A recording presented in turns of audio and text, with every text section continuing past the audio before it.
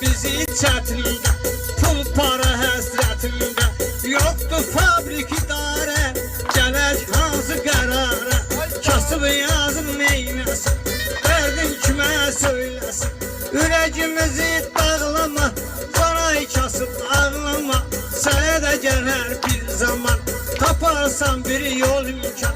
Sevirsən kif damağı, az içindən arağı, dərmalı limonatdır, litri bir zamanatdır.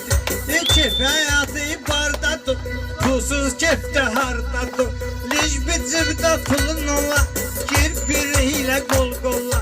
Gəz şəhəri doyunca, kif eylə arxayınca. Pulsuz seçinədir həyat, hər dəqiqəyə saat. Pulun olsa əmanət, tikdirərsən imarət. Hər nə var maraqlıdır, pulun başına bağlıdır. Ha belə gəlibdir zamanə, yaxşı dönüb yamanə.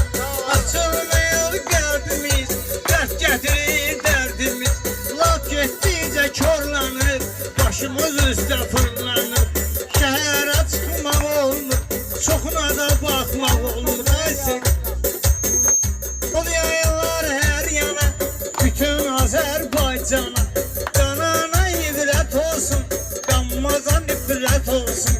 Nə bandit, nə oğruyam, qəlbi təmiz doğruyam.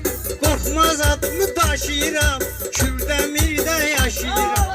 Sonsuzlarım deyindi, kim qəmləndi sevindi. Qoy sözüm aşkar olsun, dinləyənlər var olsun. Artıqdır söz deməyimiz, başdan çıxır çörəyimiz.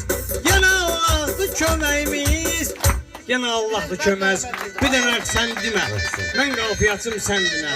Özə muzikalıyım, mən gözünüz.